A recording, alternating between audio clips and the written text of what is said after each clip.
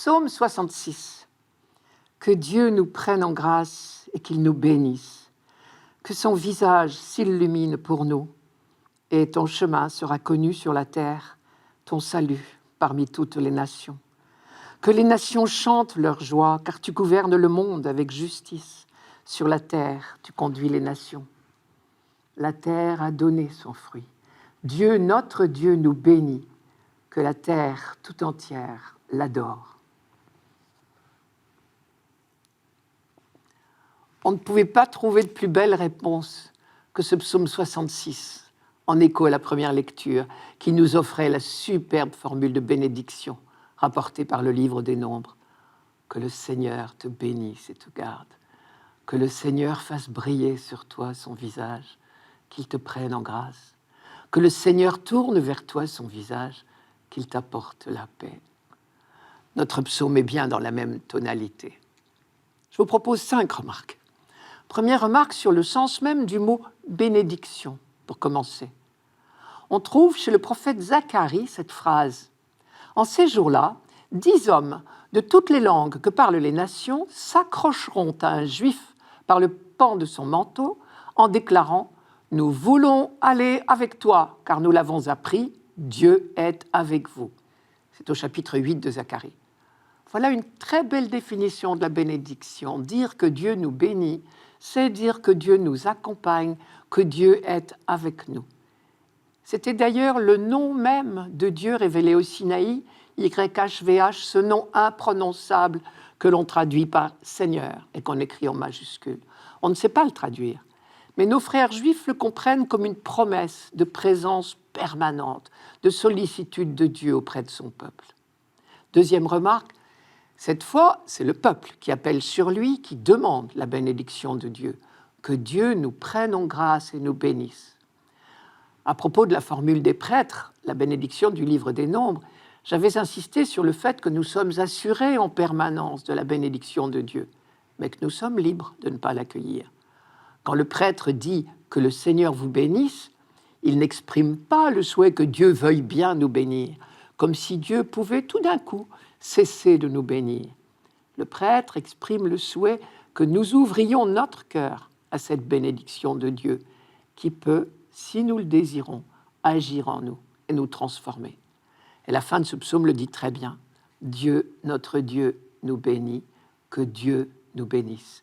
Ces deux phrases ne sont pas contradictoires. Dieu nous bénit sans cesse. C'est une certitude. C'est la première phrase. Dieu, notre Dieu, nous bénit. Pour nous ouvrir à son action, il suffit que nous le désirions. Et c'est la deuxième phrase. Que Dieu nous bénisse.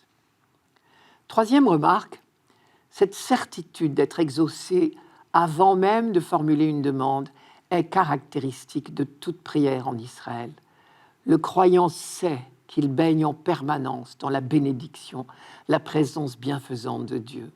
« Je sais que tu m'exauces toujours », disait Jésus. C'est au chapitre 11 de Saint Jean.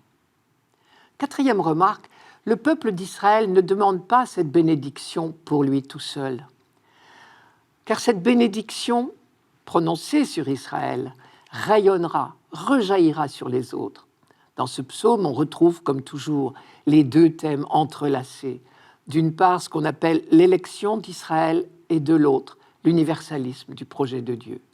L'œuvre du salut de l'humanité passe à travers l'élection d'Israël. L'élection d'Israël est bien présente dans l'expression Dieu, notre Dieu, qui à elle seule est un rappel de l'alliance que Dieu a conclu avec ce peuple qu'il a choisi. L'universalisme du projet de Dieu est aussi et également très clairement affirmé. Ton chemin sera connu sur la terre, ton salut parmi toutes les nations, ou encore que les nations chantent leur joie.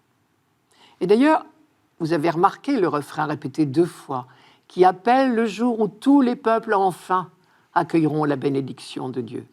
Que les peuples, Dieu, te rendent grâce, qu'ils te rendent grâce tous ensemble. Israël sait qu'il est choisi pour être le peuple témoin. La lumière qui brille sur lui est le reflet de celui qu'il doit faire connaître au monde.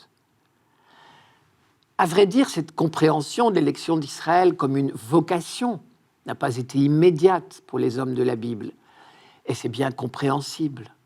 Au tout début de l'histoire biblique, chaque peuple s'imaginait que les divinités régnaient sur des territoires. Il y avait les divinités de Babylone, et les divinités de l'Égypte, et celles de tous les autres pays. C'est seulement au VIe siècle, probablement, que le peuple d'Israël a compris que son Dieu, avec lequel avait été conclue l'alliance du Sinaï, était le Dieu de tout l'univers.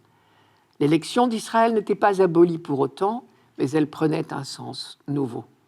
Le texte de Zacharie, que je lisais tout à l'heure, est écrit dans cette nouvelle perspective. Je vous le rappelle, en ces jours-là, 10 hommes de toutes les langues que parlent les nations s'accrocheront à un juif par le pan de son vêtement en déclarant « Nous voulons aller avec vous, car nous l'avons appris. Dieu est avec vous. » À notre tour, nous sommes un peuple témoin. Chaque fois que nous recevons la bénédiction de Dieu, c'est pour devenir dans le monde les reflets de sa lumière. Voilà un magnifique souhait que nous pouvons formuler les uns pour les autres en ce début d'année.